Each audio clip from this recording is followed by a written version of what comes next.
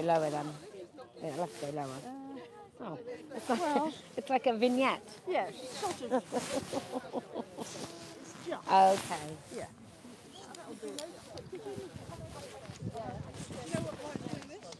What's it doing?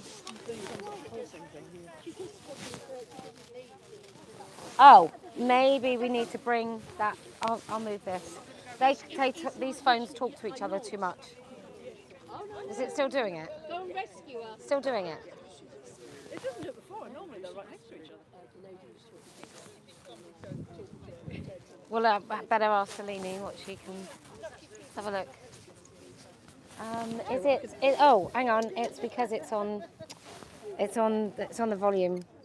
It's on here. Oh, right. Does that make sense? Yeah.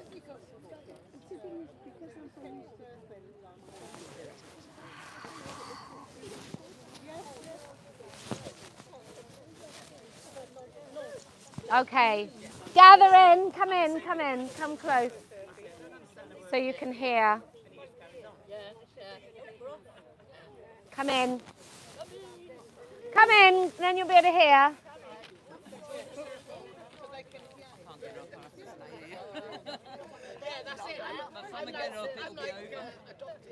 Fingers on lips. Fingers on lips. Well, good afternoon, everyone, and thank you for coming. This is Let Women Speak.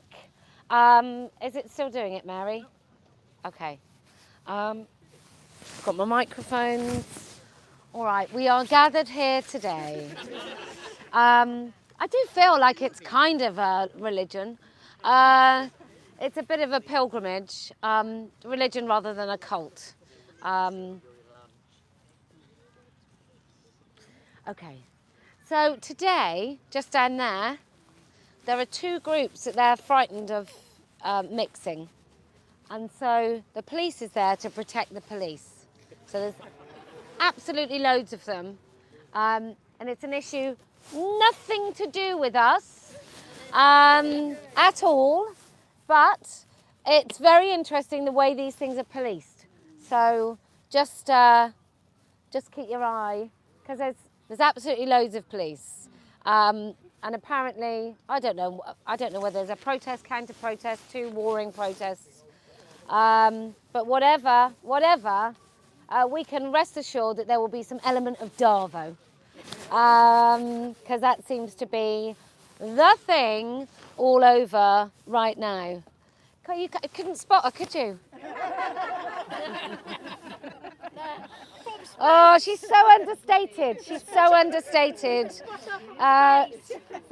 that's what the turfs bring. Just a little bit of glamour. Just a little bit of glamour.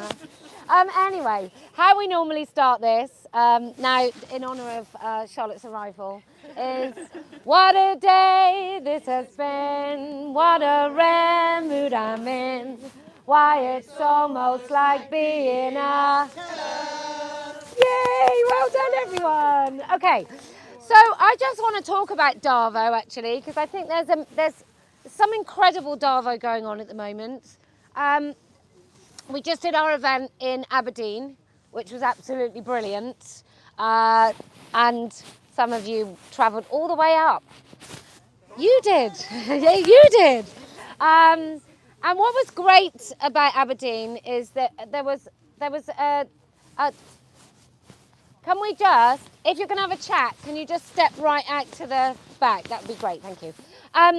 What was great about Aberdeen is we managed to do the Let Women Speak like normal event like this, where women could come and speak, where passers-by could actually see TRAs in action and trying to shut women up. And then there was a man whose name I forget. Let's call him Dave. Dr. Dave. There was a doctor who was a kidney specialist who was calling women transphobic scum. There was him. So we read his name out repeatedly. There was another man who was could have been the same man, might be a different man, who knows what man it was, but there was a man who then went and reported a woman attending a protest for assault, and she had the police at her door. There were a couple of other women who were assaulted by TRAs.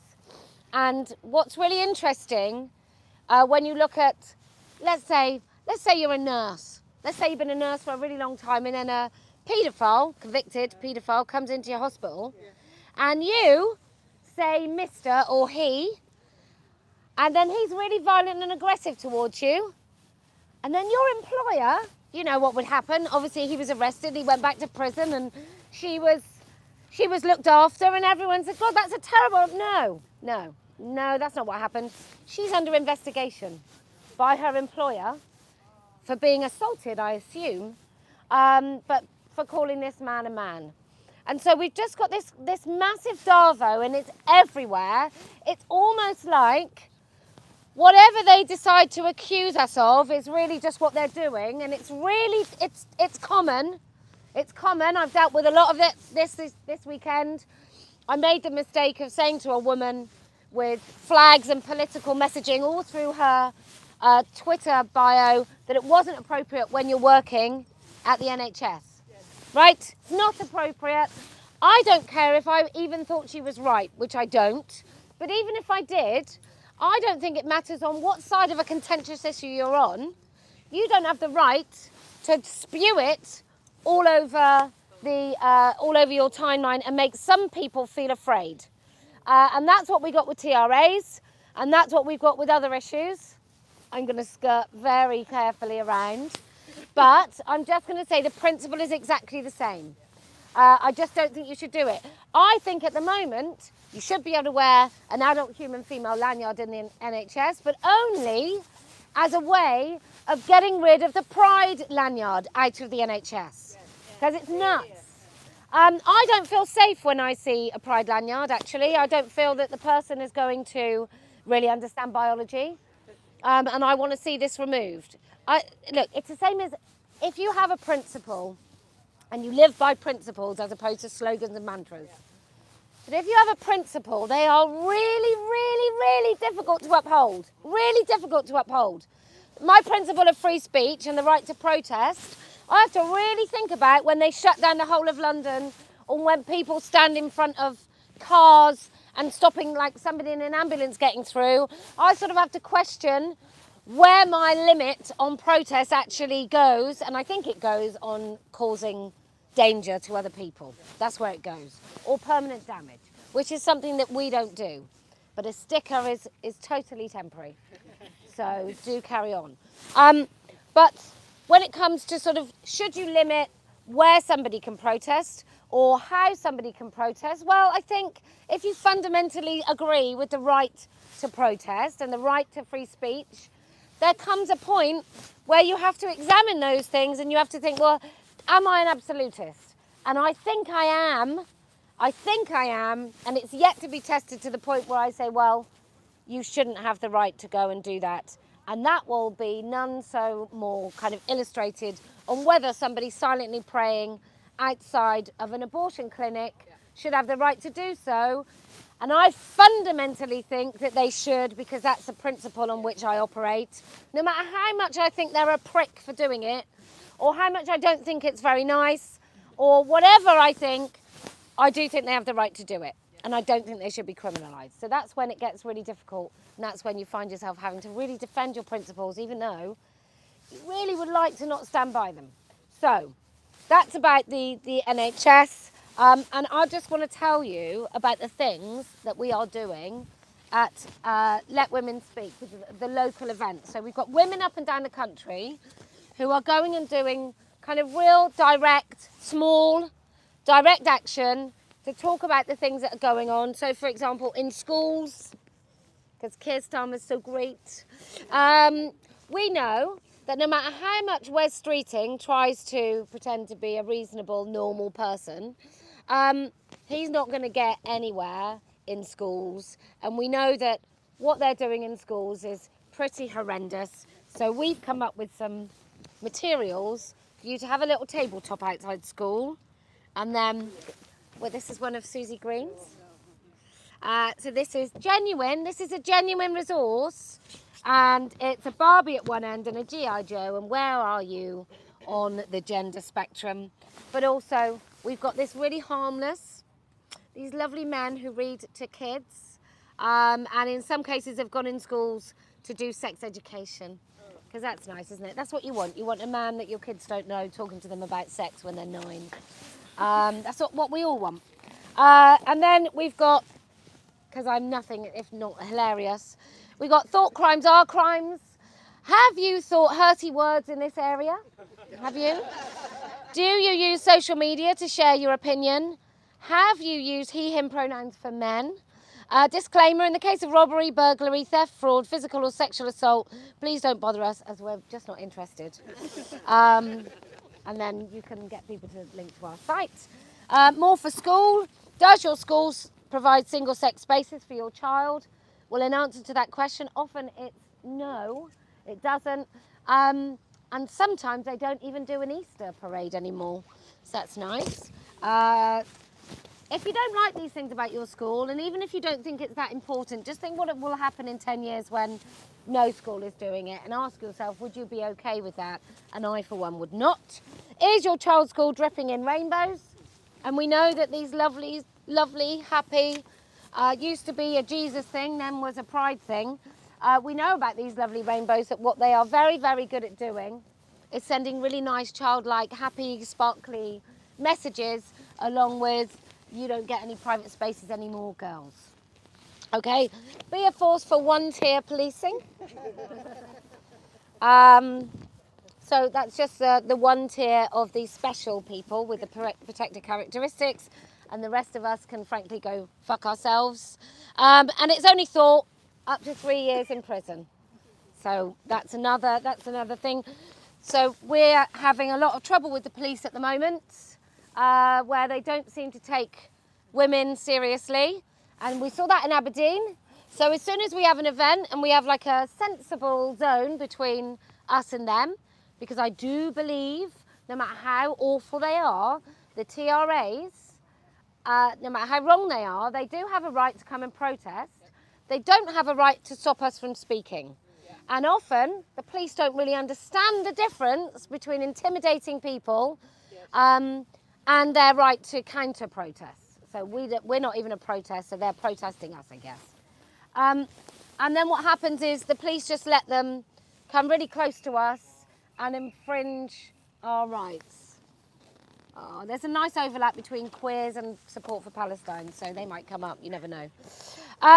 But what we know with the police is, had we been as equally aggressive and violent as the TRAs, we know that they wouldn't have been allowed anywhere near us, because then it would have been more difficult to police. But because they know that we're not going to do anything like that, we're not going to start fights with them, they're all right about them intimidating us and us being afraid. That's perfectly fine. So anyway, what we know is at least 50 million, and I think this is a very conservative estimate, but about 50 million pounds is used on salaries. So this is only salaries for people with diversity and inclusion kind of leads and jobs. So it's just 50 million. I mean, it's not like the NHS is strapped for cash. It's not like the beloved NHS is doing anything wrong. And I think 50 million is really a conservative estimate. But anyway, come for your male smear test. So this is the material that the Daily Mail called a leaflet, but it's very big for a leaflet. This is the material that has got the NHS wanting to sue me. But they've forgotten about the defence of pastiche and parody, which you are allowed to do. So this is the Men's Health Service. So no men die every year of cervical cancer. None, not one. Men are asked if they're pregnant in NHS appointments. This is true. Your doctors and nurses have to ask your pronouns. And can you trust a doctor who doesn't know what biological sex is? No, you can't. No, you can't. I've done that one. These are good though, aren't they? Oh, and then the female prostate exam. And no women die every year. No women from prostate cancer or testicular cancer. Not one. I think we just What's happened there is we've managed to solve that particular cancer of the female testicular cancer. And then, what secrets would your child's school keep from you? I mean, these are bonkers, right? Because, of course, they wouldn't keep anything. What's going wrong, Iris? Oh, I'm always frozen. That's the only one with a thing as well. Anyway, so that's what they're doing as locals, and then what they do is they hand out leaflets and they tell people all about it. And then, hi, have you brought? Yes. Okay, good. And then what happens is you bring those women in. So what Let Women Speak's purpose has always been is about enabling women all over the country to not feel isolated. Like, that's the point of it.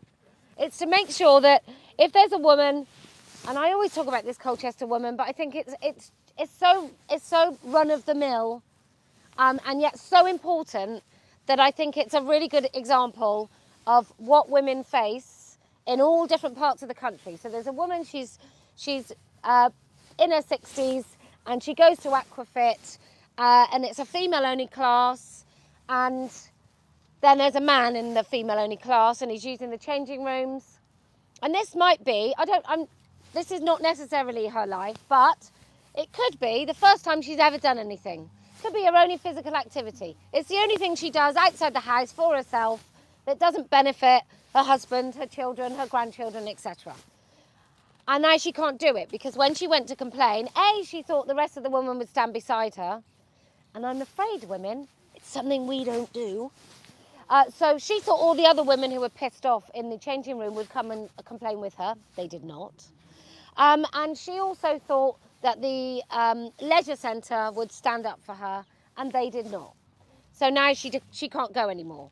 And I think, had we not gone to Colchester and done a Let Women Speak, would she have been able to speak up about it? Would she have ever even been able to recognise that it's properly wrong? And when I was in Aberdeen, some other woman came up who hadn't come to the event but just happened to be walking by. And I think what we do is we do shine a light, and we do say to women, do you know, you're absolutely right to feel uncomfortable. It's perfectly fine and legitimate to complain. You have every right to complain. In fact, you should complain. And when you do complain, there's loads and loads of women who also know that you are completely right and we will stand beside you. So I think that's what Let Women Speak does. So in the interest of that, if you like what we do, you might have to go to the shop and buy yourself a really nice hoodie so that we can continue to do it. Okay, the other purpose of Let Women Speak is obviously to let women speak, besides me. Who would like to speak?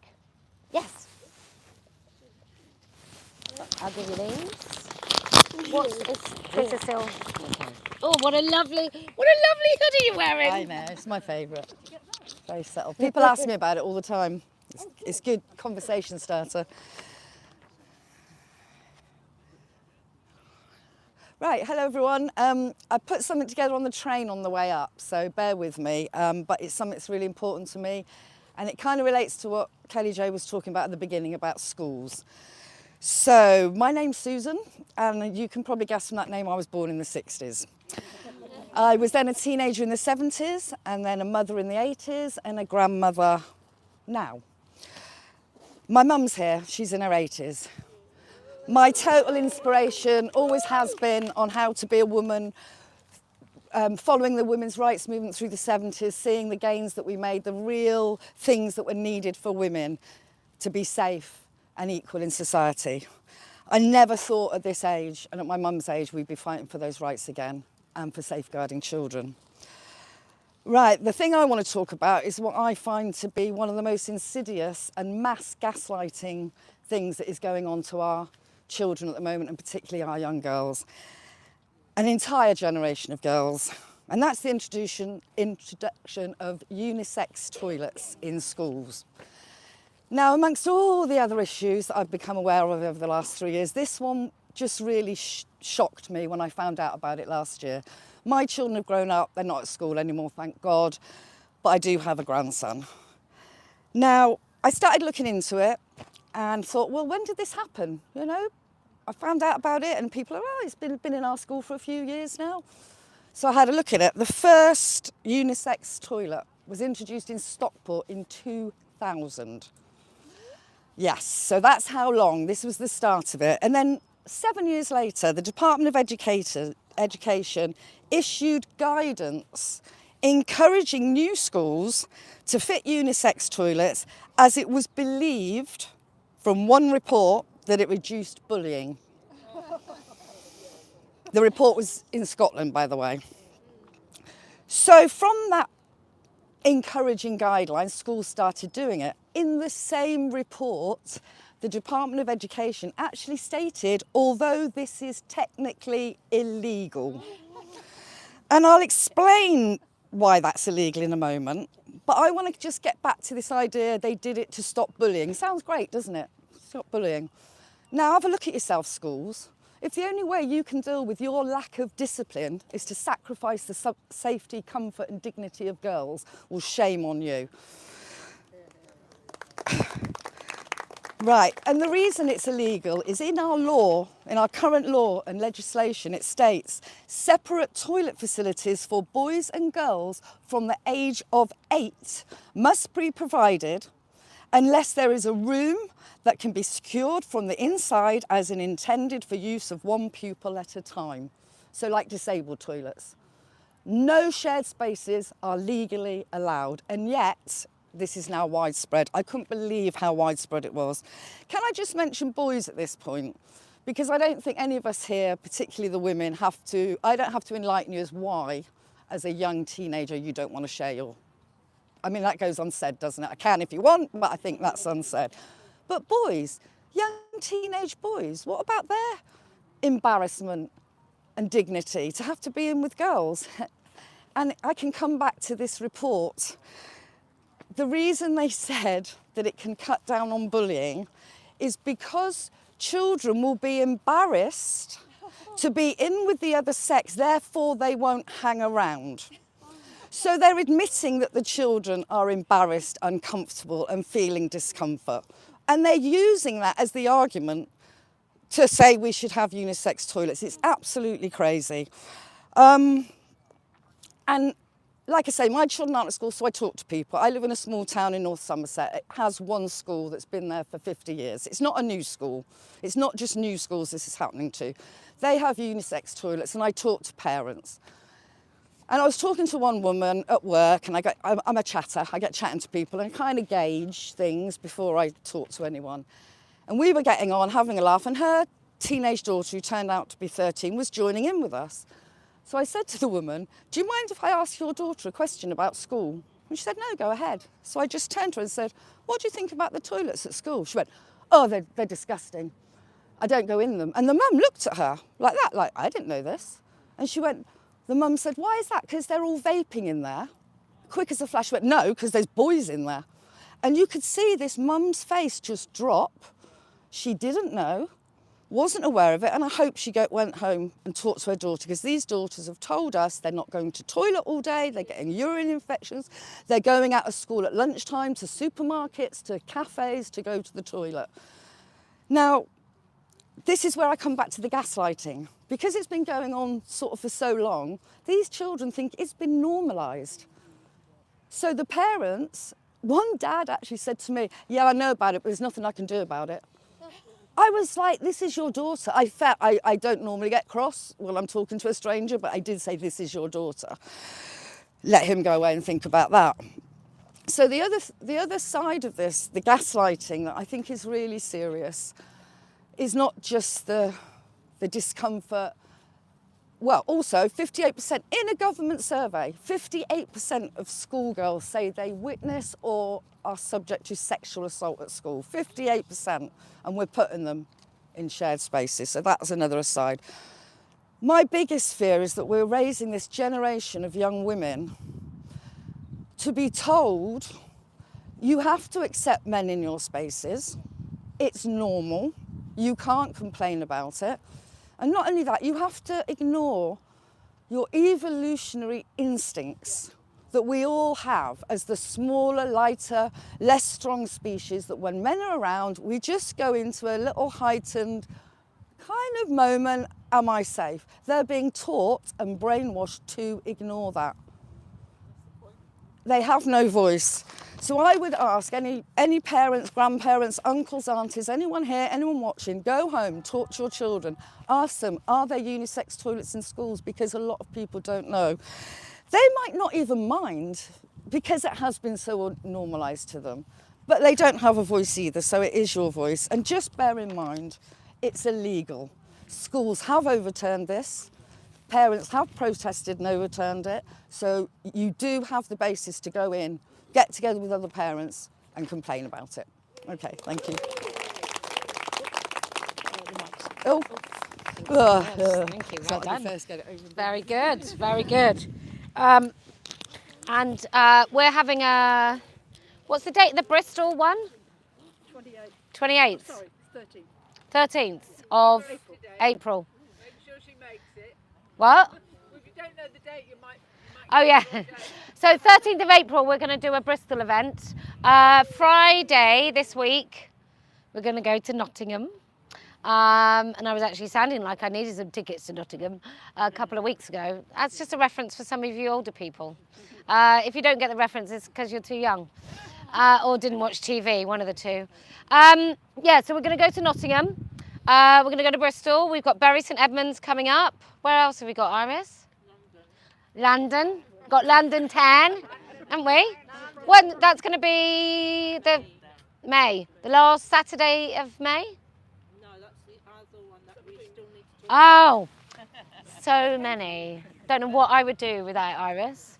So yeah, so we've got loads of events coming up so that we can reach as many women as possible. And again, the idea is that we reach local people. You know, it's locals for local people. That's what it's for. Okay, who else would like to speak? Yes. You're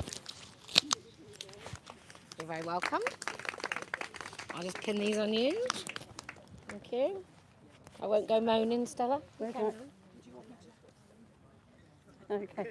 Hello, everybody. The Bristol posse is here. You've just had. Oh, right. Did you want me to hold something? Hang on. Yeah. Oh. Yeah. Please. Yes, Sue. Yes. My two glamorous assistants have come back. I want to do something like this at Bristol, so I thought I'd do a dry run for it now. See how well it goes. So what do the TRA shout when they turn up? Human rights. True rights are human rights. Well, women's rights are human rights as well, and we share those rights with them. In fact, there's no rights that we have that they don't have, and vice versa. So I thought we'd do this at Bristol. So if you'd like to hold that one, that is, if you hold it up to the camera, can you see that through the camera all right? Mary, can you see it through the, you see that through the camera? Move over a bit. So that's number 9. What do you think that is? All right.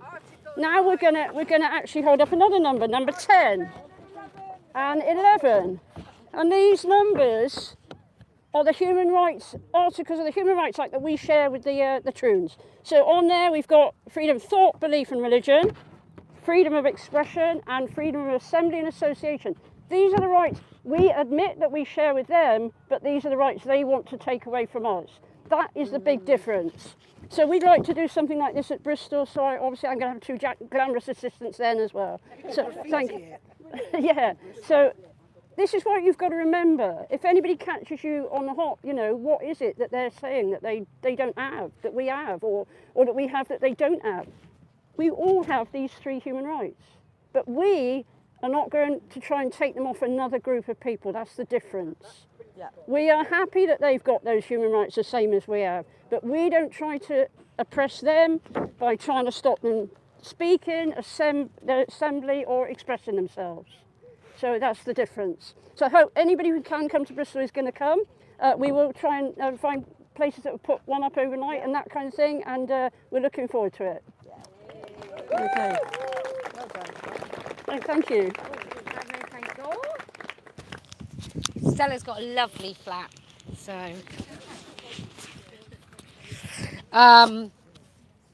yeah. I'll just follow on from that, because whilst I'm okay with people having other rights, I'd like to get rid of all of them. So I'd like to bring back some discrimination. Not going to lie. I'd like to be able to discriminate against a man, say, having a role caring for women in their own homes. I'd like to be able to discriminate against that. And the Equality Act, unfortunately, enabled loads of people to say, oh, well, they're the same, which is clearly not true. We just talked about the police officer. Two of these delectable women in the crowd were talking about, I say crowd, I mean, it's so big, I can't even show you. So two ladies in the crowd were talking about the case with Sandy Peggy, no, the police officer, about the police officer where the Metropolitan, like, would you believe it? The Metropolitan Police booed and hissed when my name was said. Thanks so much, thanks. Let's hear it for impartial policing. Yay! The scary thing, right, about the booing and hissing is A, that they're grown-ups, and that this was a proper kind of bit of training that they were doing. But B, how do I know? So at the moment I've got two things going on with the police, and I've got one non-police thing, which is with a complete lunatic. But the two things with the police are about men that have harassed me. So over the years, right, not that, I mean, someone said to me once, oh, yeah, it's all right for you, you don't risk anything. Like that was without pause, but anyway. So over the years, I've had harassment, like I'm sure we all have. And some of it I can never talk about, because once you tell someone that bit of harassment that they did like really worked, then that just gives them an invitation to do it again. But anyway, some of the harassment was a whole website set up in which, did you want to give it back, or is there some other? I want to give the pamphlet back. Okay. Because your cause is very old time. Oh, okay. Bye. Good luck with the little girls in the changing room. Well done. Bye. So long, farewell, auf Wiedersehen, adieu. There's a man who would like to see little girls in the changing room. Male harassment is harassment. Anyway. Son, wake up, son. Your mum's a It's very old. Your way of thinking is very old. I should be able to see little girls naked if I want. Anyway, I hope that didn't offend any French Canadians, because that was kind of... Anyway, what was I talking about? Because he was so, like, couldn't just fuck off on his own, could he? Had to make a stupid arsey twatty point. Mary, do you know were you listening? Was it? I can't remember where I was. Please. Anyway, so one of the things was that someone had set up a website with pictures of my children that they'd managed to get off like a relative's Facebook, and it had pictures of my kids in their school uniforms, and they'd put this thing out, and TRAs were sharing these photos, and there was this whole website. And I got the police to come out, and the police basically said, well, you do say things. So what do you expect? Right, and this was really, really early on. And back then, I genuinely, with this website, I genuinely thought that one of these people was someone who I did some digging, and I thought it was someone who had a relative who lived quite near me. So I genuinely contacted my children's schools. I was really frightened that someone was going to turn up at their school outside to either harass me or to harass them or to find them walking home or whatever, because you'd have no idea what someone will do who'll do a whole fucking website about you and your family. But that was always dismissed. And then the latest thing of getting sent some man's penis through Twitter, like not literally, it was only a photo. It was a photo. Yeah. So he sent me, I don't even know if it was his penis, but he had these photos obviously on his camera roll, so I would think, and also he had his face in some of the pictures, like this. From that angle. So he also did this thing. I might have talked about this last time, so sorry if it's boring. But he also did this thing where he included a screenshot of his photo reel on his camera roll on his phone, and so it included a really personal email about a family issue with people's email addresses. So I shared that as well online. And the policeman, when I went and complained and did the whole report, said, "Could you take that down?" I said, "Is that illegal?" "Well, no, I'm just, I'm asking you nicely." And I said, "Okay, well, I'm asking you just frankly, is it illegal? Do I have to take this down?" And I said, "Is it going to jeopardize kind of what you do and how you investigate?" And he said, "No, because I'll still investigate it, but it's just very odd that I was asked to give this man some sort of mercy or privacy when he's literally sent me numerous pictures of his cock." So anyway, but it just makes me think, like, we know that our complaints are not taken seriously. We know that there are girls, for example, there was a young woman who got done by the police for kind of keeping on coming and vexatiously reporting a man who was stalking her, and then he killed her. And then the police suddenly realised, oh, maybe we should have just taken her seriously. So we know we're not taken seriously. But now, on top of that, there's another layer of, we're not just treated as, with contempt because we're women and ignored, but we're also seen as, before we even fucking walk in that station and make a complaint, we're seen as agitators. Yes. We are already in the wrong just by thinking that we don't want these cocks in our changing room. We're already in the wrong. And some of us are kind of already in the wrong in an almost cartoon way, which is not something I'm uncommon to dealing with, to be quite honest. This kind of monstering of who I am and what I'm like and what my motivations are and why I do this. I'm quite used to the monstering, but it's a layer of kind of unsafety that I now have, because I know that specifically me, my name, and I are seen as a source of kind of fucker by the police. In fact, not just fucker, but ha ha. I hope bad things happen to her. Ha ha ha. So that's where I am. So I just think, Nottingham Police, you literally have about 5 days to fucking pull your finger out. Just 5 days. And Nadia Whittam, maybe we'll just have to come and do some of our things outside of your office. I don't know, maybe we'll do a bit of that. Legal protest, because everyone has the right. Everyone has the right to protest. And I stand with my trans ally sisters, brothers and aunties.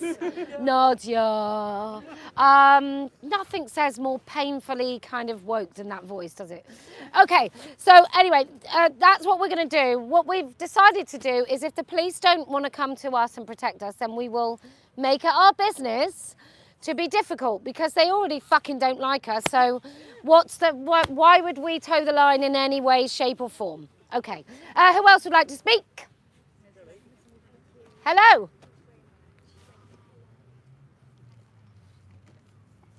Hi. Okay, let me give you a couple of these. Oh, you all right? Might get a bit, Do you want me to stand with you? sorry, I might get a bit emotional. That's all right. You can count. That's all right. We're all here. We'll wait. We'll wait. Sorry. Come on, you can do it, darling. Come on. Oh yeah.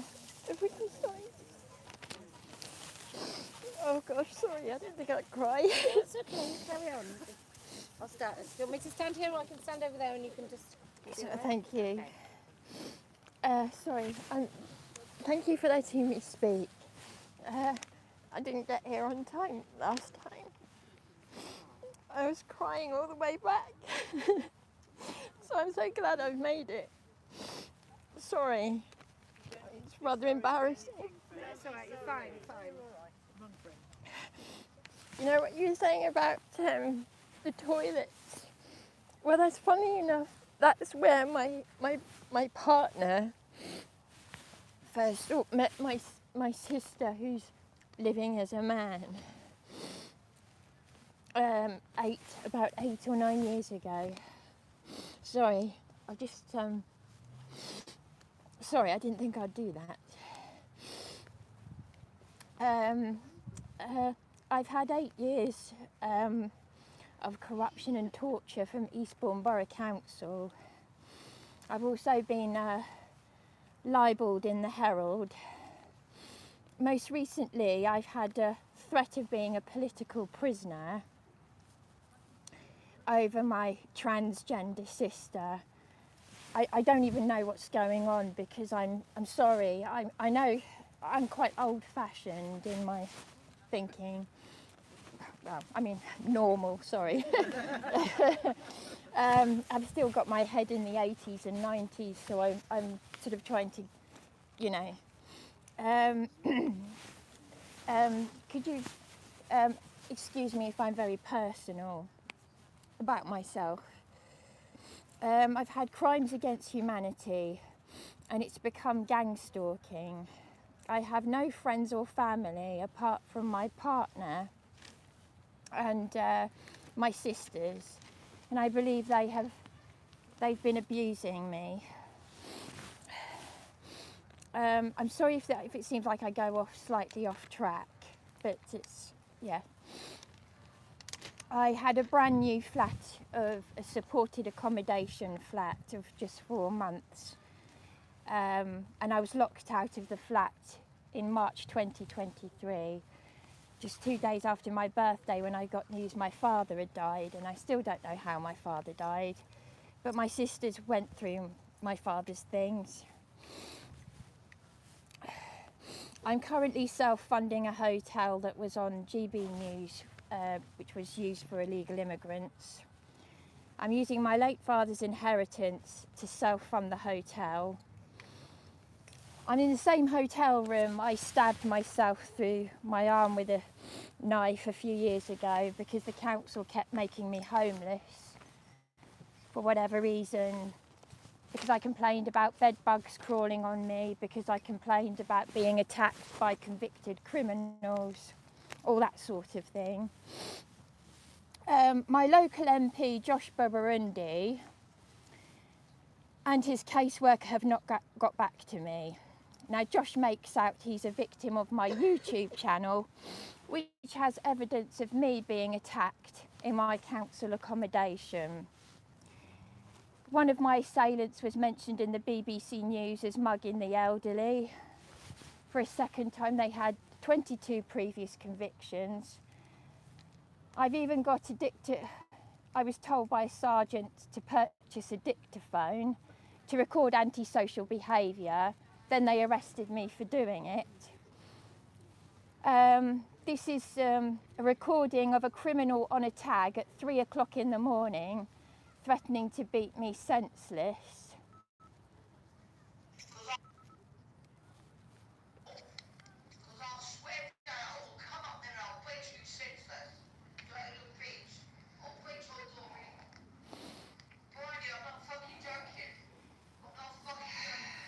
Several times this happened.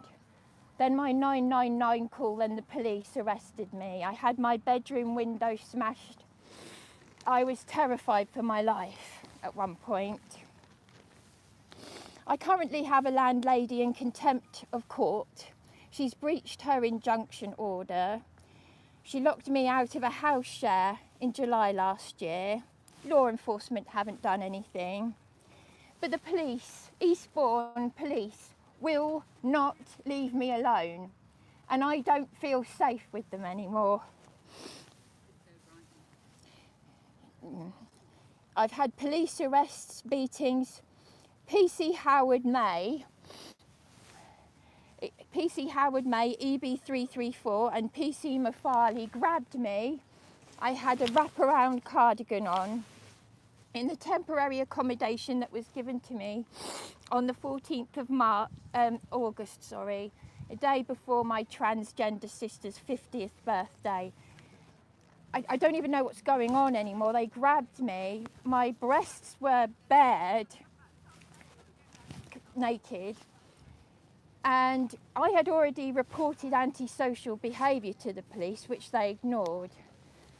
I was released on bail on the 30th of December.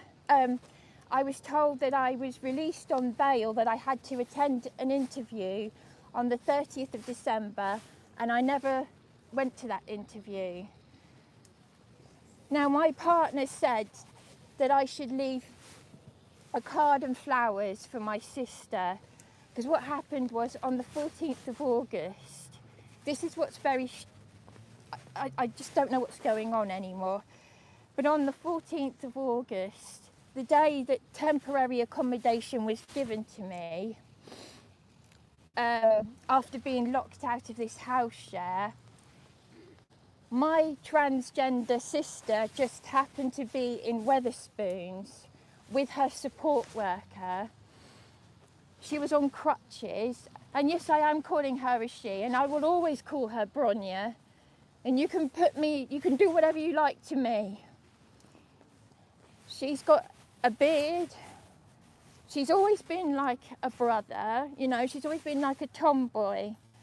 But I was in shock because she's on crutches. I don't know if they've experienced.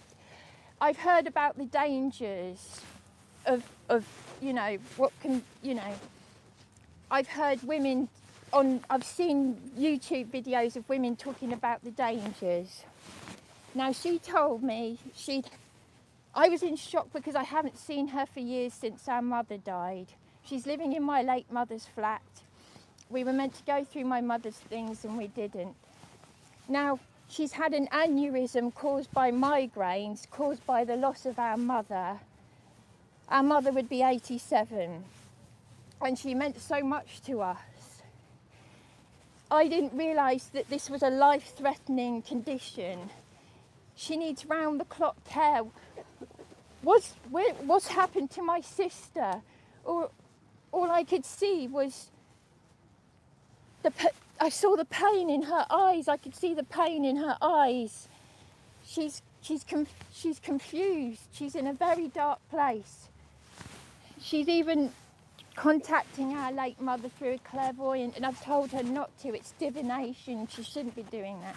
Anyway, her support worker swore at me in Wetherspoons because I refused to call her a he. And she was saying, it's hurting, using words that aren't in our vocabulary, transphobic, you know, all that nonsense. Now, so my name's Bryony. Thank you. Oh, I'm sorry. That's all right. I'm so sorry. I tried to, keep this, sorry about this. Yeah, I'm so sorry. I didn't mean to keep on.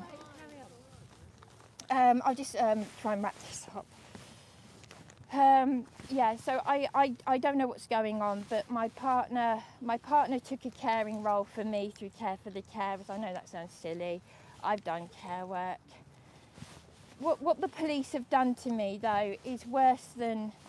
I've never known anything like it in my life. They will not leave me alone.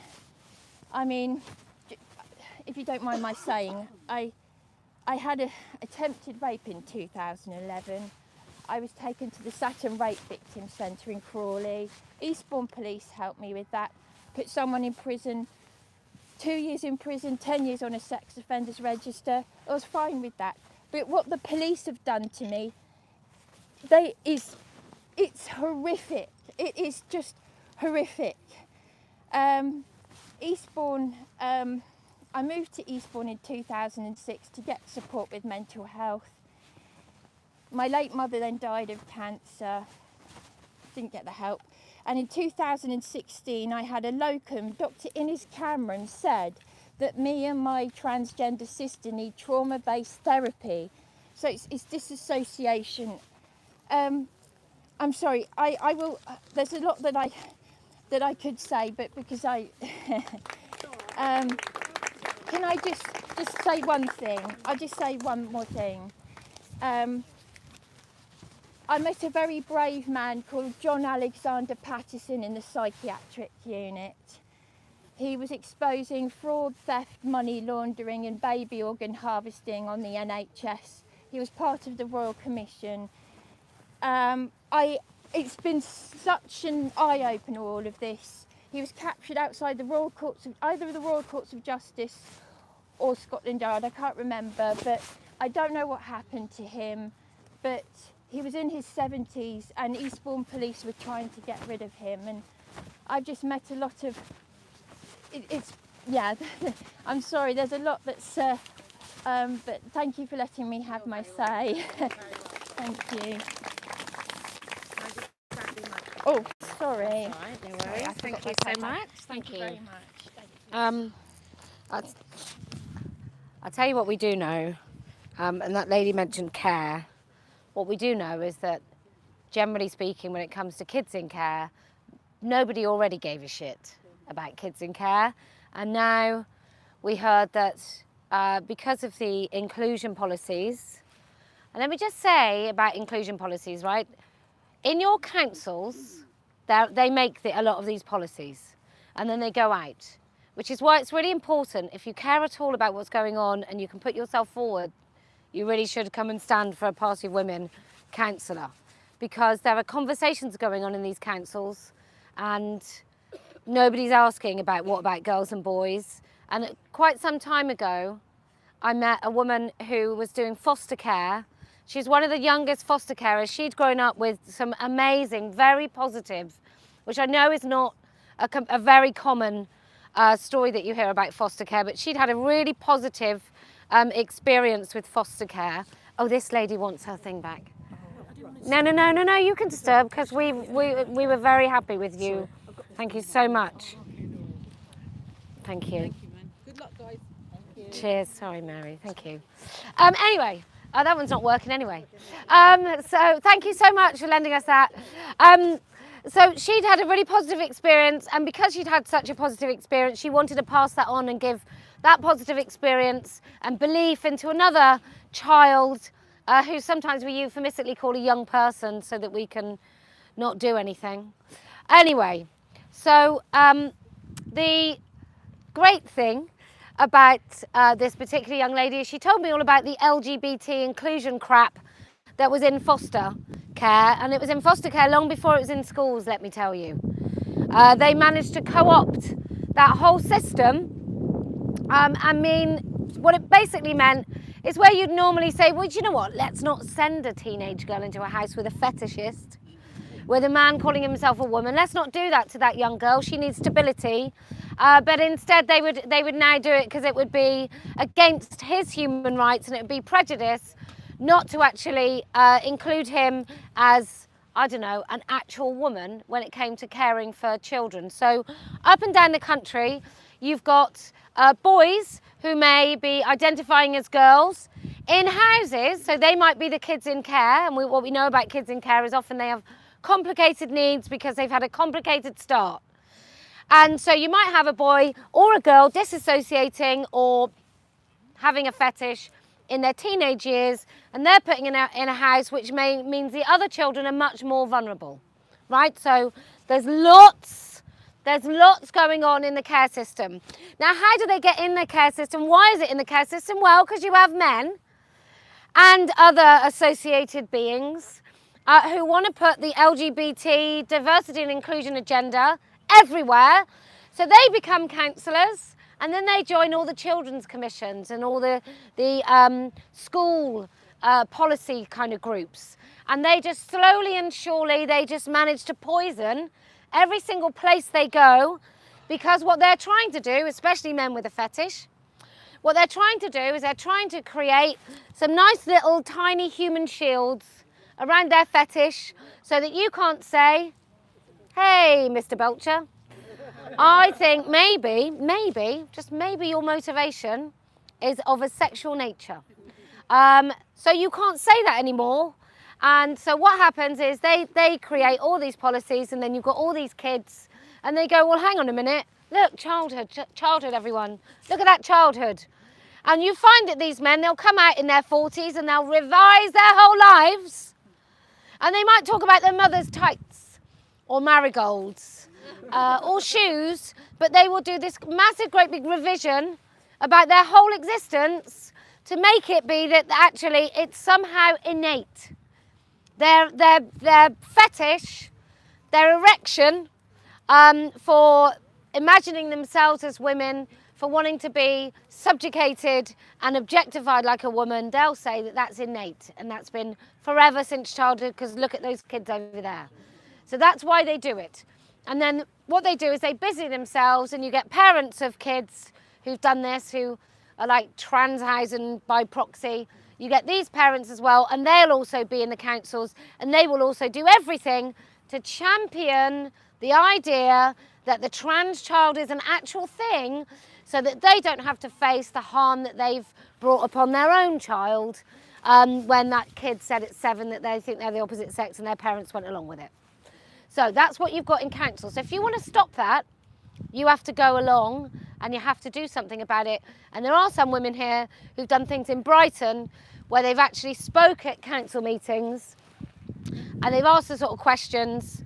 Yeah, but you never talk about it. She's very, very good. She normally speaks. I reckon she might talk today.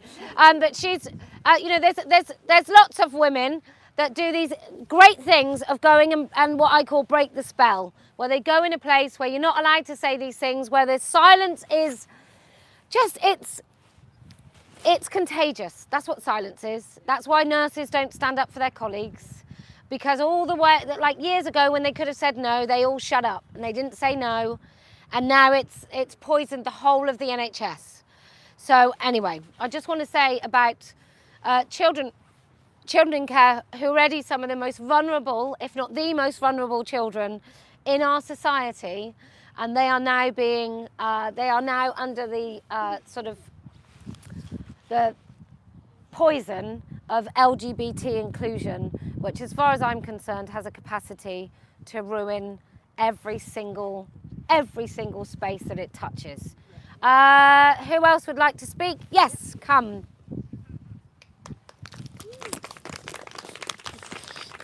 What we might do is get you, when you're showing the pages, Yeah. I'll come and stand with you if you like, and then I can come and show them. Okay. All right. Cool. All right. Or you can pass it to me and I'll just do the camera stuff. Okay. Hi everyone. I'm Violet. Yeah, I've been basically coming across a lot of books. I've got 2 small children, so I'm always going to the library. It's a fun activity to do. And I just kept coming across books. And once I'd sort of seen a couple, I thought, well, I need to find out how many there are, what libraries they're in. And it turns out this doesn't even touch the surface. There are so many of them, and they are in every library. In Harlow Library in Essex, they have them presented literally on a round thing, and it's all LGBTQ books. So when I go in, obviously I'm taking them all down, I'm hiding them, I'm doing whatever I can with them, I'm trying to write notes in them, do not read this, anything I can do. But I look at other parents and they will flick through it and you can tell they disapprove, but they will put it back there. And I just feel like, why? I've complained to the library, I've complained to the council numerous times. I've got a petition going as well.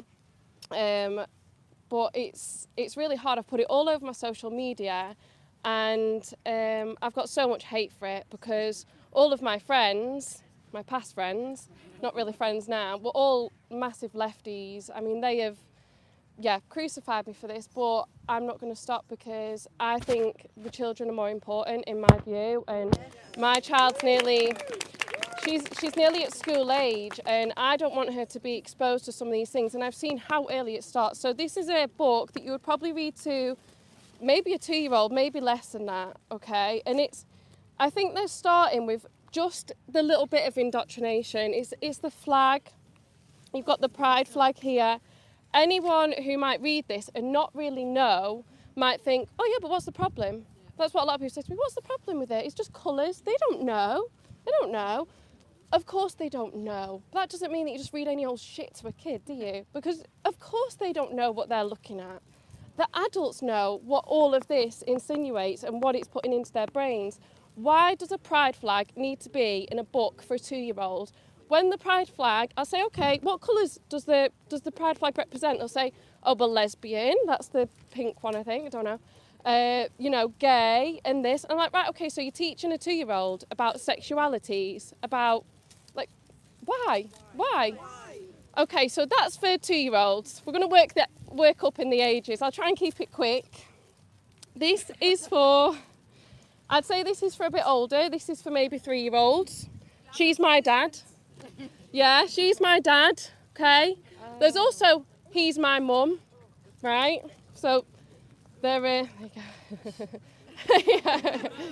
Don't steal my act, Damien.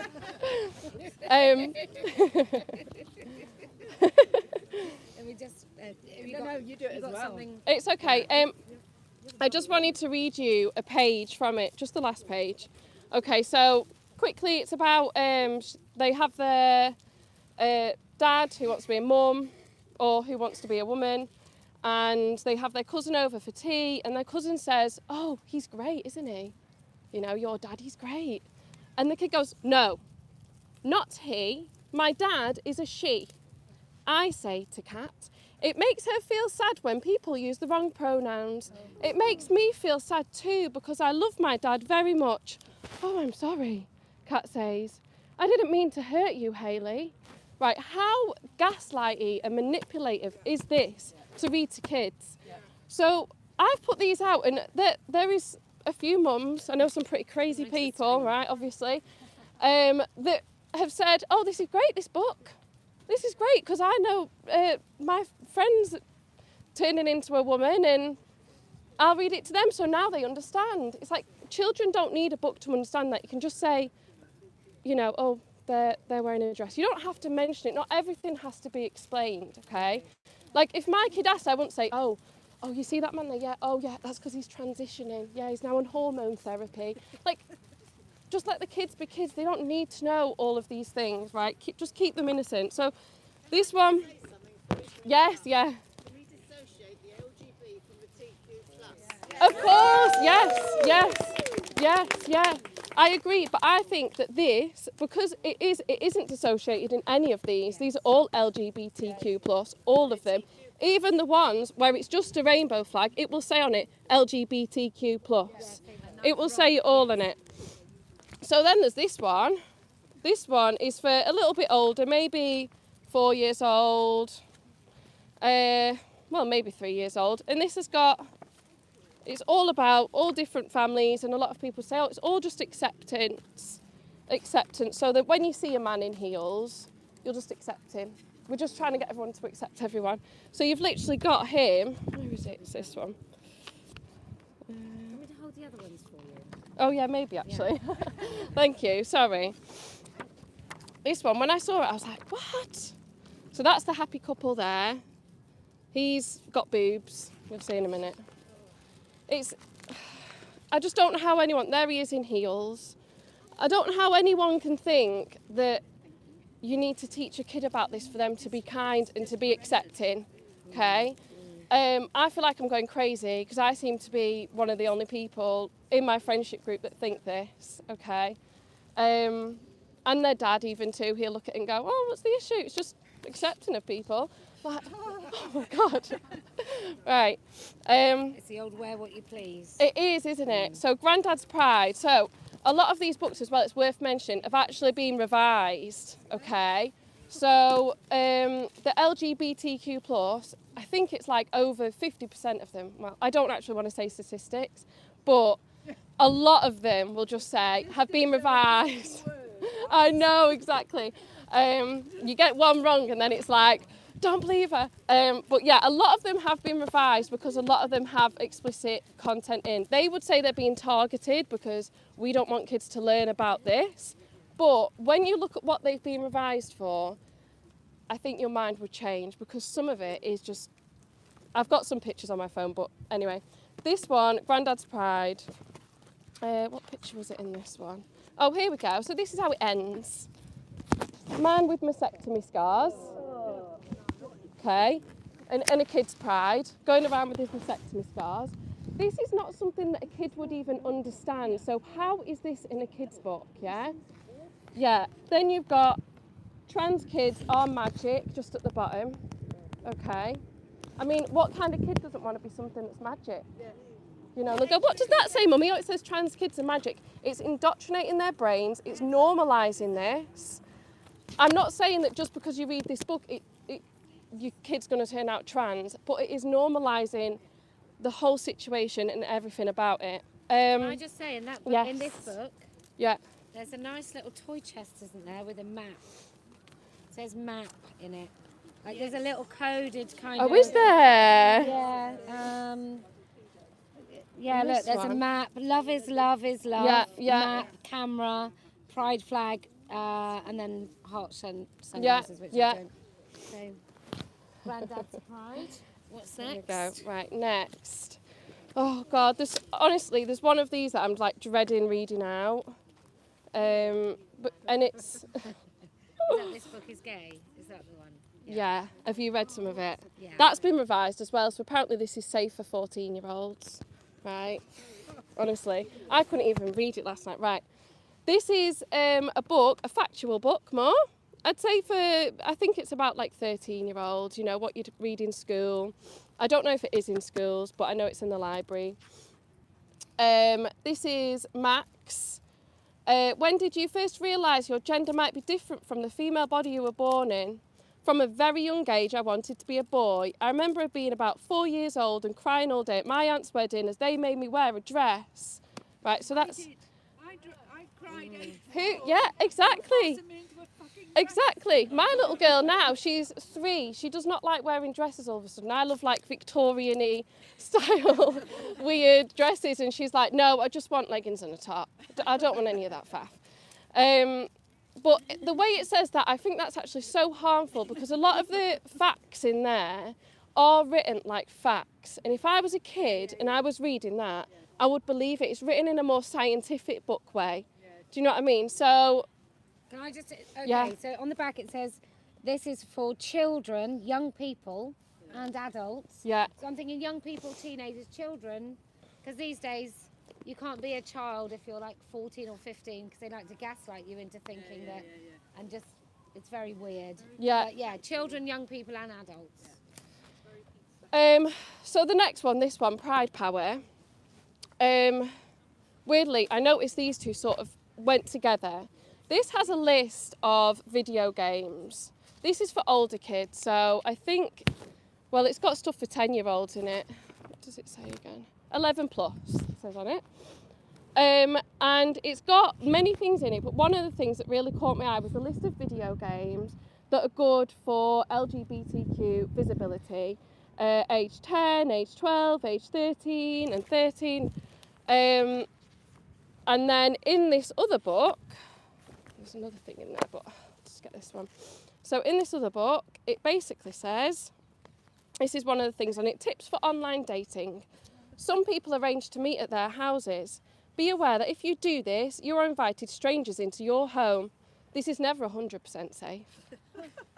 This is never 100% safe. I had to read that line 3 times and go, what? So you're putting books out about these are ways to meet strangers on the internet, then you're putting other books out about, oh, it's not 100% safe.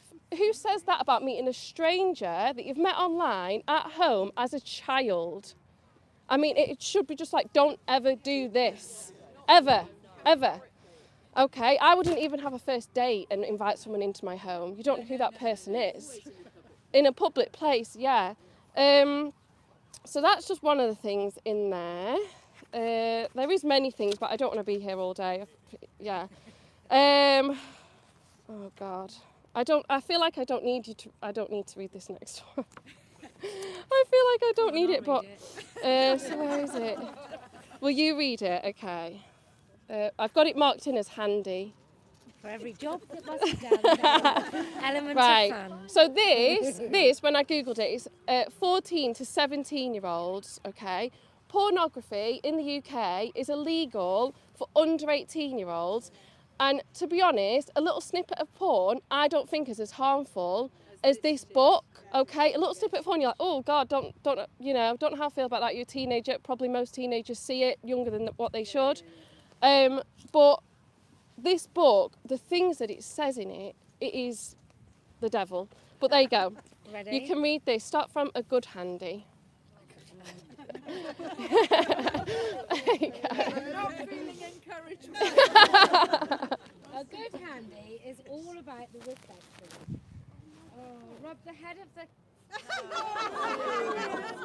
rub the head of the cock back and forth with your hand.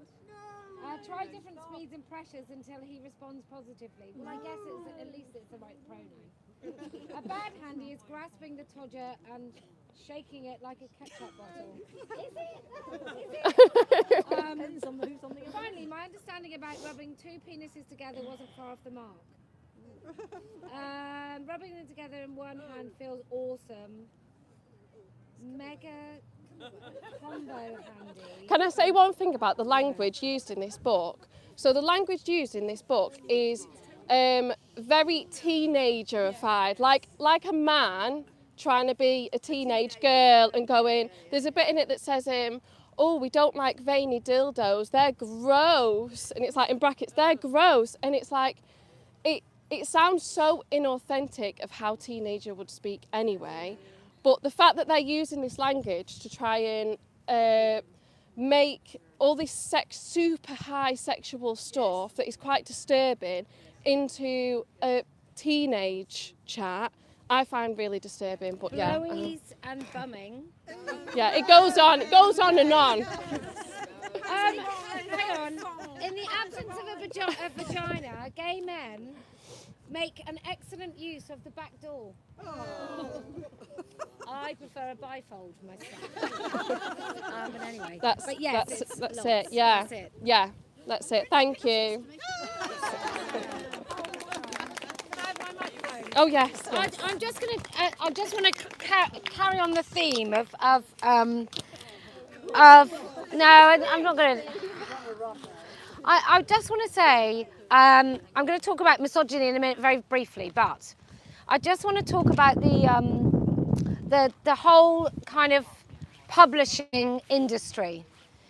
It feels like my kids read, and it feels, especially for my daughter, that she'll get like one chapter in of a book that's appropriate for her. She's 18. She'll get one chapter in, and there'll be a character that's totally unnecessarily non-binary, trans, or there might be some sort of sexual assault, but it's a woman, it's a female character assaulting a male character. There's something really, really odd, and it also happens through fiction that we watch on the television. I can't tell you the number of things that I've watched about, it'll be a serial killer, it'll be a murder, and it'll be the woman is the killer. And it's like someone's gone, hey, you know, let's do this story. Let's just make it a little different. Let's be daring. Let's make it totally fucking unrealistic and make a woman some sort of sexual deviant serial killer character. And it's very, very odd, but it is totally on purpose. And I wonder if in the publishing houses, like all other industries and all other sort of professions, whether they've got very young, foolish people working in it who sort of sit around and let's just blue sky. Let's just you know, let's just blue sky this whole thing and make it cool. Like, oh, there's two books. Oh, this one's got boring. A straight couple and he's a bit of a dick. Or also, the men will behave really badly, but the men are seen as like perfectly normal. There doesn't seem to be a single book that she's read in the last 4 years where the male character, the male lead character, is just quite a normal bloke. There will often be, he's a complete arsehole who's quite abusive, and the female finds it quite attractive and forgives him, like cheating or whatever. There's a real nasty grooming going on in fiction that's quite disgusting. And let me just say as well about the Andrew Tate stuff, because that Adolescence came out. I haven't seen it. I don't want to. The world is bleak enough. And I have 3 sons, so I certainly don't have a child that's sort of stuck in their room listening to Andrew Tate, we all think he's a prick in my house. However, over the last 3-4 weeks, one of my children knows someone, a girl who's going out with a boy who actually can't have sex because he's totally desensitized with porn. Another one who tried to be a bit of an Andrew Tate and started doing the kind of messaging on OnlyFans for girls. And there was another one, whose girlfriend had said, stop watching porn, he hadn't, and she'd finished with him. And so there's just this fucking huge harm. So can I just say, Stephen Graham, all right, kid, if you could just do a programme that perfectly encapsulated the fucking harm that pornography is doing to our sons, let alone the ripple effect that it has on our daughters. And let's face it, more and more girls are being told that it's normal to watch porn. Oh, I know, that was the other one. That clearly this very young man, like 20, and his girlfriend, as part of their regular activities, watched porn and sort of sent videos of themselves to strangers. Like, this is because they fucking watched it when they were teenagers. Let me just say, they get your kids when they're teenagers, and they find it really easily, they can watch it really easily. Stephen Graham, my friend, if you want to fix the nation's youth, try and get the government to make it impossible for, first of all, under 18s to watch porn, and then maybe we can extend it out.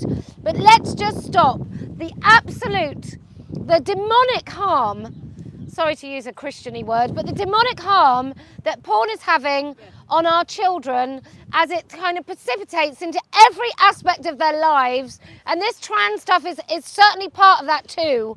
But it's like, what are you going to do? Oh, they're not allowed on Facebook. Well, that'll fix everything then.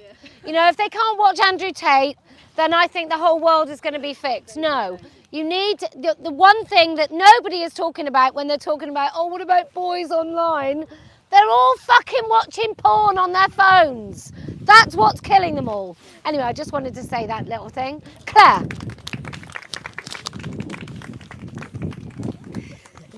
I remembered this time. Don't run off. No. Ladies and gentlemen, you see before you a convicted lesbian who finds herself in need of some glamorous assistance. May I invite glamorous assistants up? Well, I need at least 3. Come on. So, because what Stella's posters are really, really, really seriously important. Oh, and I've got one as well, so that's quite handy, isn't it, really? Article 9, let's wave that around. Article 9, freedom of religion, freedom of and critically from religion. Freedom of belief, freedom from belief. Yes, and that's the thing where somebody said, your right to punch the air ends at least a foot from the end of my nose. Yeah? And rights, and Posie brilliantly earlier, if I may say so, was talking about, are we absolutists or do we think rights are in balance? The absolute position is the American position. Freedom of speech no matter what. Yeah? And what that led to was the most appalling right-wing abuse of military families who were burying their dead. Not lesbian and gay dead, just their dead. That right-wing Christian fundamentalists thought that they were entitled to disrupt a funeral. How I say it is freedom of speech, which is the last, no, that's the first, well, freedom of expression. Freedom of expression is an interesting one because it's freedom of speech and expression. And so, if you, of course, your expression is your lanyards and your branding and your woolly hats and what have you. Yeah, yeah. And that's Our lovely Article 10. Freedom of speech. Well, let's think about freedom of speech. Do we really want people going outside synagogues on Friday night while the service is on saying Heil Hitler? I would say there's a boundary there. I think that's a boundary. It's a live and let live. And then we get on to freedom of association. Freedom of belief, not forced belief. Freedom of speech, not forced pronoun speech. Article 11 is freedom of association. Well, that's the freedom to get together as we are doing here today. That is also the right not to be intimidated by other people. We don't have that right. We don't have that problem. No, we don't have that right. No, of course not, because we're subhumans. So, and bizarrely, that's why I went round Central and Eastern Europe with a flag that is now being brought into disrepute. Please don't be offended, and I know this now has very negative connotations. But this is the real thing. This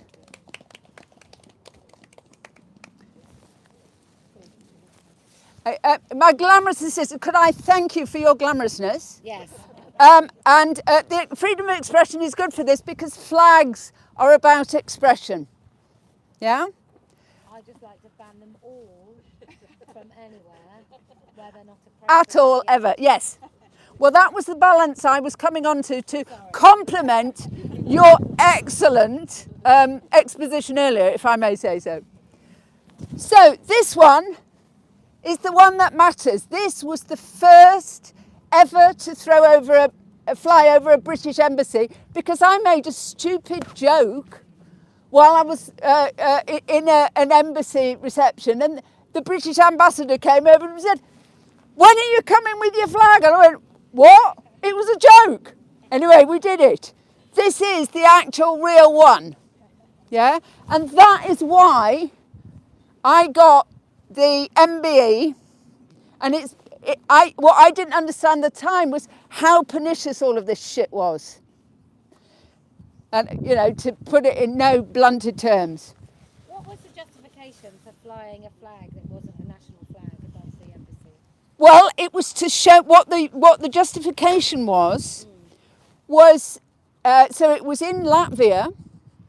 It was when Riga Pride couldn't actually have any pride at all, any manifestation, and that the very right-wing elements were attacking us. So would you be happy with the right-wing element put a right-wing flag above an embassy? No, because the issue is a flag is about the choice of the embassy to do it. Exactly, I might yes. look back on it and say it was a bad idea, but this is the trajectory. Yeah. Yes? What I'm saying is, if anybody has a right to say anything about this flag, it's bloody well me. Right? And we all know, don't we, ladies and gentlemen, that when you fly it the other way round, you just turn it around like this, don't we? Do we? No, we don't. Because we don't disrespect flags, do we? Yeah? Well, some flags we do, yeah.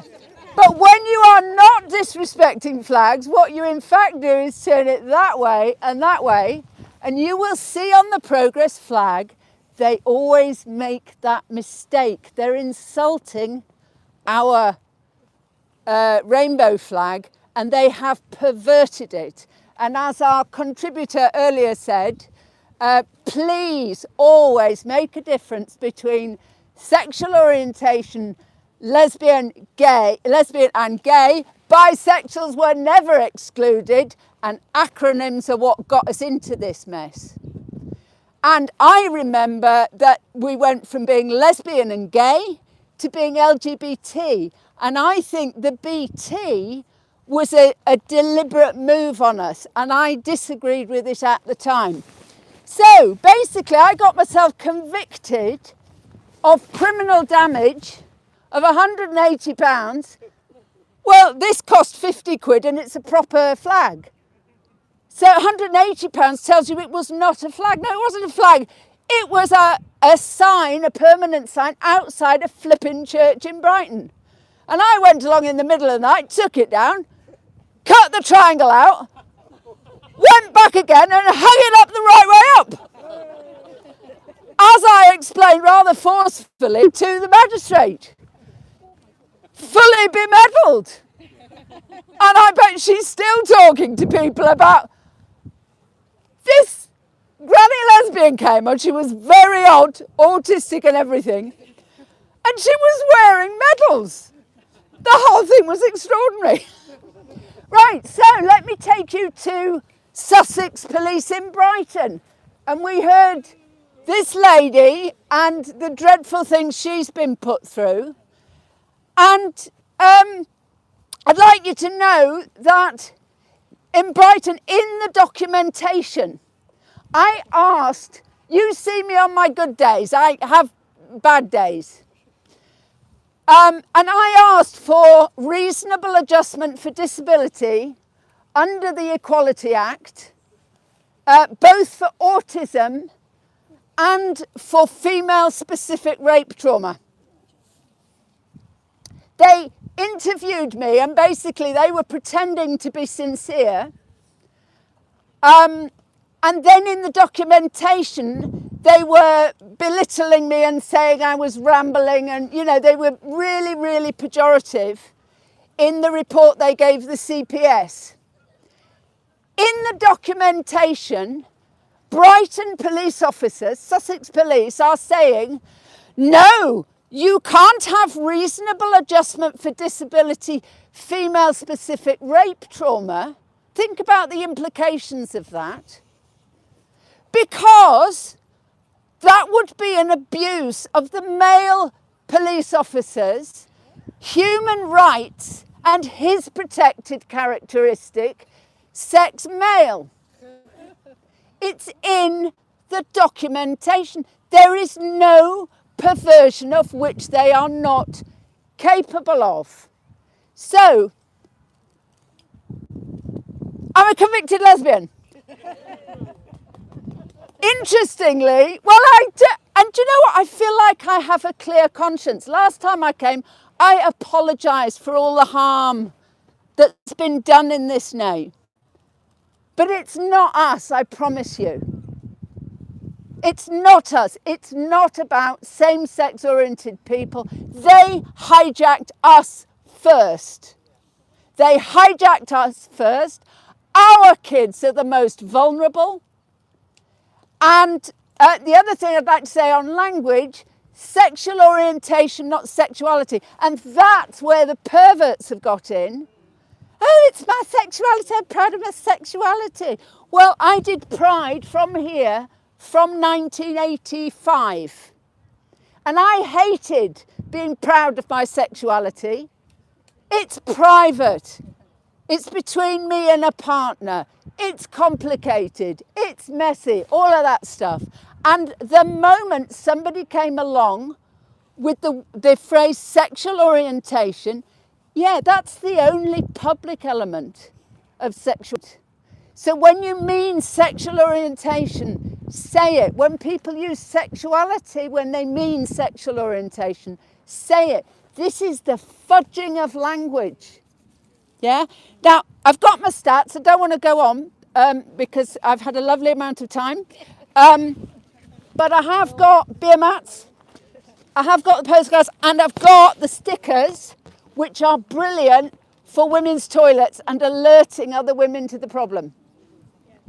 And just all my admiration, as usual, for the one, the only, Posie Parker. And this week, yay! And this week you will have probably heard about Professor Alice Sullivan and her review that came out. I am a data miner, so that means I go below the ground. and I dig out the data, and I have got the data that proves everything she says is right, except one thing. She says 50-50, no, 51% female, 49% male, and the difference between us in population, there are 1 million more females in England and Wales. That's why you have to queue at the toilets in the railway station. Notice it, report it. It is a breach of the Equality Act. Oh, and does anybody... I've got an I Love Posie's lot sent me a large feminine T-shirt. Well, I'm sorry to tell you, but Ethel and Imogen just don't fit very comfortably in there. So if there's anybody who wants of this kind of size or knows anybody who might enjoy it, then there we are, we've got a taker. Well, thank you. Can I have my Yeah, of course you thingies? can. Yeah, I Cheers remember very this much, time. Thanks. Just avoiding Ethel and Imogen. I also talk because people sometimes say to me, you're the only one we could hear. I don't think they do.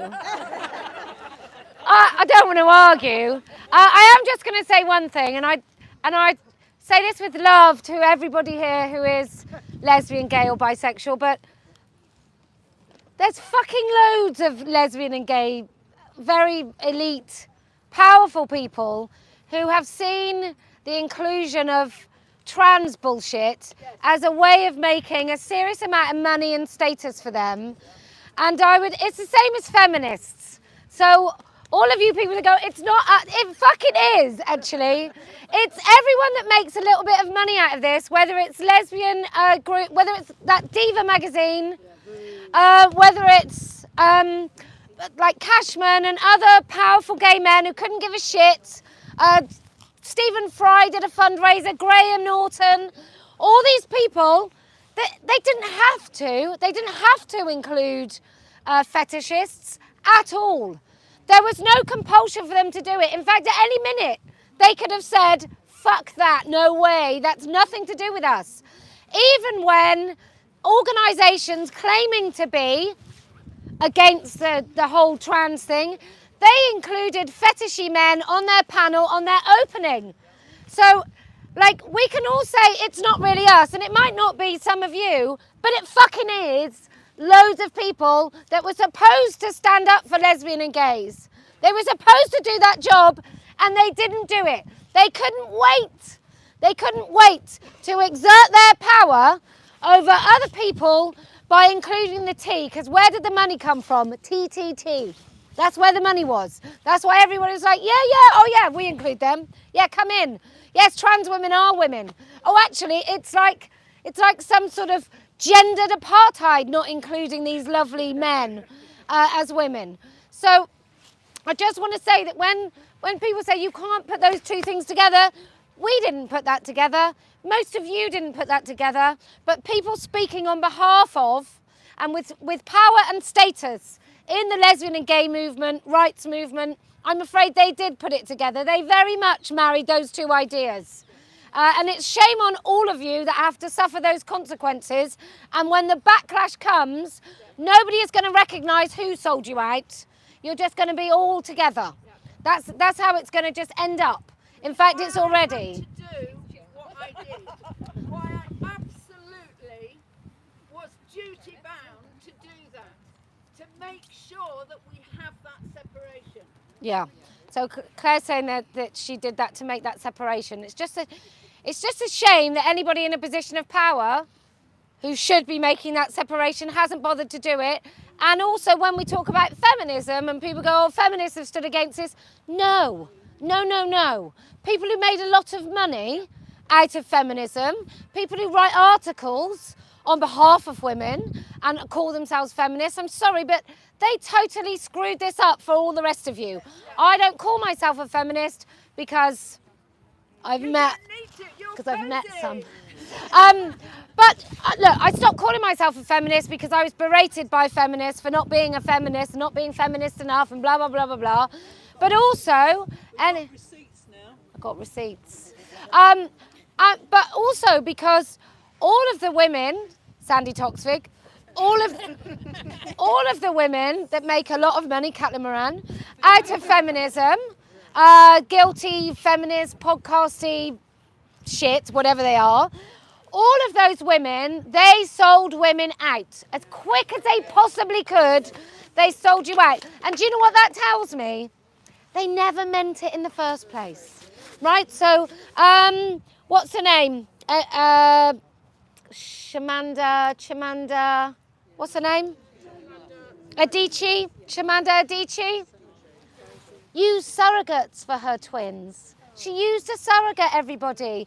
You know, this woman that everyone's like, oh, and there's an element of, look, I'm so great. I recognise this woman who comes from a totally different place, and she's such a great feminist, and I'm such a great person because she's such a great.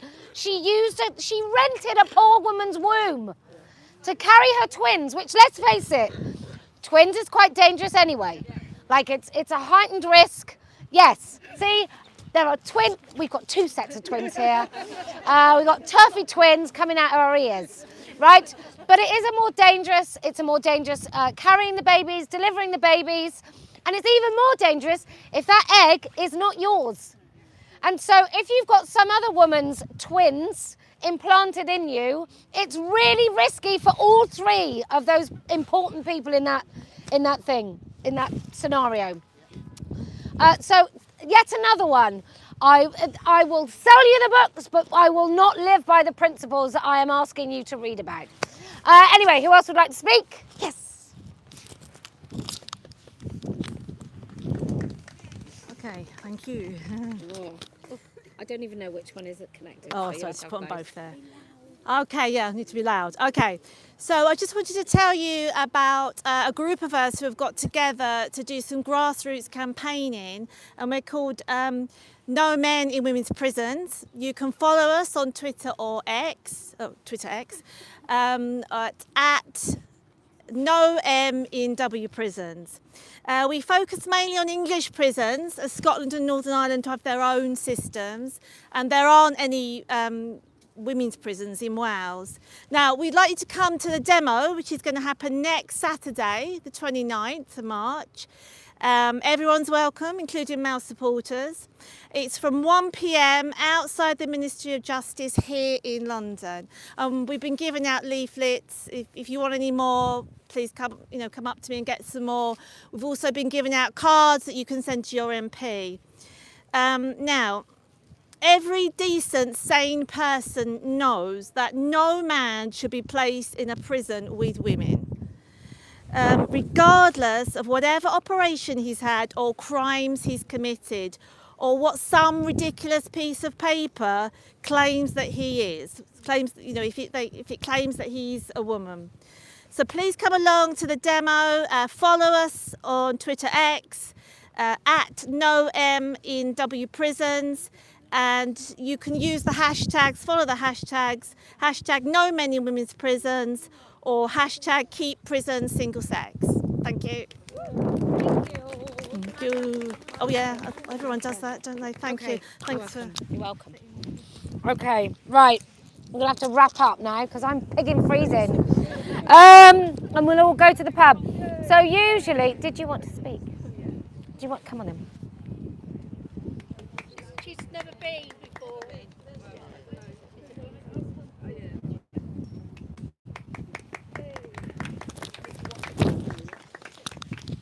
Did you want to be on camera? I'm not sure at the moment. Okay, if you don't want to be on camera, you need to stand here. Right. If you do want to be on camera, then you go over there. But if you want to start not on camera, it's entirely up to you, and we'll just hear you. Okay, could I start off on camera and then choose after how I feel? Okay, so this is camera. Okay. And then up there is not. Thank you so much. Right. Thank you, yeah. Wow. I wanted to speak out for a very long time. My name is Freya. I'm almost 50 years old and I'm a mum of 2. My son is now 24 years old and I had to spend almost 10 years trying to protect him from his abusive father, who is a man who chased me from when I was 15 and abused me, and then took me to court when I tried to protect my son, and I had to fight for him. And the only reason why he was and still is in my care, he's 24, but he has always been in my care, is because the father was so abusive that he did not want to have responsibility of him, yet the courts were encouraging the father to get a new flat with enough space to house him. And if he had done that, and if he wanted responsibility for him, they would have taken him from me. I'm a good mother, reported as a good mother, you know. It's really hard. I have a lot to say. I have a lot of experiences, and I'm not sure I'm going to be able to get it all out in order. All of the subjects and issues that I've witnessed, I'm not going to say I've been a victim, even though I have been a victim. I want to say that I am a witness to a lot of experiences to do with children being abused, including myself, and how we are treated as those victims. I am a victim of sexual abuse myself, and I'll first of all tell you that my daughter was born many years after my son. There's a large age gap to yet another abusive man. Physically, mentally, emotionally, and sexually abusive. And it happened again. Just why he threw a large television at me when I was pregnant. I soon discovered he is a sexual deviant, and I went into shock. And because I went into shock, I ran away to a refuge with my daughter, and it was there I remembered why. I don't really want to go into what I remembered. It turned out I had to then stand up for my daughter in a court setting again. And this time the father wanted to have responsibility of my daughter, and he had a mother who had some money, but I'm not sure that that makes any difference, because the father and my son didn't have much money, and they still wanted to encourage that he be with this man who, let me just express that, he showed the courts and the judge that he was physically, mentally, emotionally abusive and suppressive towards me. So, you know, he would be towards a lot of people anyway. You know, I had to go out the back of courts because they knew that he would be abusive to me, yet they still wanted to encourage my son to live with him and have unprotected, unsupervised contact with him. My daughter got taken away from me when she was 2, and she was placed in the care of the father, where it was obvious that he was a danger to her. I witnessed a lot of lies in courts with the judges and with the police with no help, and lots of stuff like that. And I haven't seen her since she was 3. I have no idea. I'm terrified what she's being taught. But I also feel, and I know and I'm aware that when we send our children to school, we give up responsibility, we give up,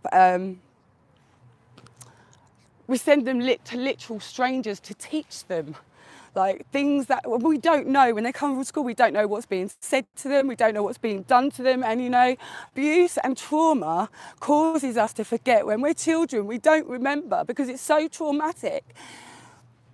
And so when they come home at the end of the day, if something's happened to them, if they've been bullied by a teacher, by their peers, by anyone, they won't speak.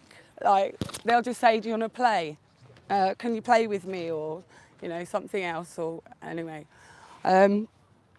I want to try and get to the point really quickly because obviously I know we don't have a lot of time and it's cold. We basically have to leave this at, well. Okay, so, okay, right, so when my daughter was taken away from me and all the things that I witnessed with the courts, and I couldn't believe it, I literally, truthfully, was on my knees crying and begging to know, and I was asking God on my knees, what the fuck has just fucking happened? Why has my daughter been taken away from me? What is going on here, and how can I get her home? I had 3 answers. I had 3 epiphanies. And one of them is the one that I want to get to the point today. And I am very aware that all of you here may be offended or want to be on the defensive about what I'm going to say. I just want you to know that I'm with all of you. I want you to know that because of these experiences, I came to see that there's something huge going on this planet. It's all intertwined. I was already a vegetarian when my daughter got taken away, and it became known to me that to do with, so I'm also an animal rights activist, and what was shown to me is that there was something also wrong with me consuming dairy and eggs, and I really want to quickly try and, I hope you can understand that when I realised this, I was really scared that I had to look and see that where dairy came from. And the first thing that I saw was a baby cow getting taken away from their mother so that we could drink their milk. And so I stopped drinking dairy straight away. I also want to say that I also learned about spellings, and if you know, there's another language called legalese. So there's, to do with phonics, the way we say it's all energies and words.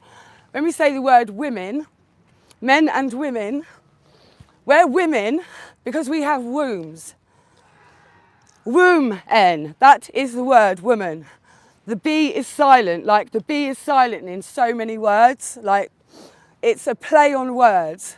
That's why we're women, because we have wombs. Dairy cows could be called the same because they are women. They're like also the hardest worked girls on this planet. They are enslaved, they are manipulated, and they're treated like nothing. And yeah. So that was just my point, really, is that to see that if you look into also animal rights, there are so many similarities between what is going on here, and I am with all of you that are here. Thank you. Thank you very much.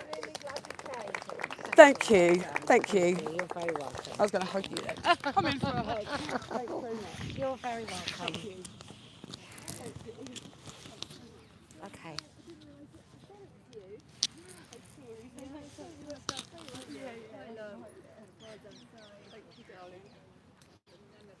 Okay.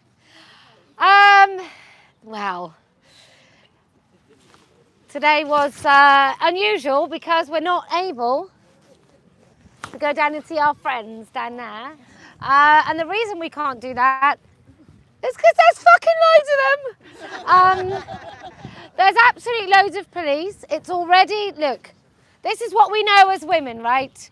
We know that when men are all volatile in fucking massive groups, right? And I'm relatively brave. I will normally just go down there, and I get quite excited about kind of being in a space where men look at you like you're I don't know, some sort of apparition. But I really do enjoy it, but I can't do it when they're already a little bit volatile, angry and aggressive, because it's too dangerous for us. Which is why we came here in the first place, which is why we all want to ensure that we keep our boundaries as women, because unlike men, we are far more likely to be very badly injured if we get a punch to the face. Our skulls are just not quite so strong. So we can't do that this week, but we can go to the pub. So, if you can keep speaking the truth, even when, I'm just watching Mary who's pigging freezing, it's brilliant. If you can keep speaking the truth, even when it might be a bit tricky, and even when sometimes You have to say the things that are going to piss off people right in front of your nose, then I promise we will win. If you can use accurate language, even when everyone else around you wants to kind of bend it somehow and make it kind, then I promise we will win. Oh, and do you know why else we're going to win?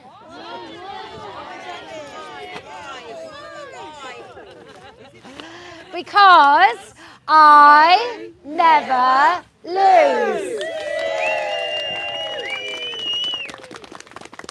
Thank you, Mary. Thank you, Mary.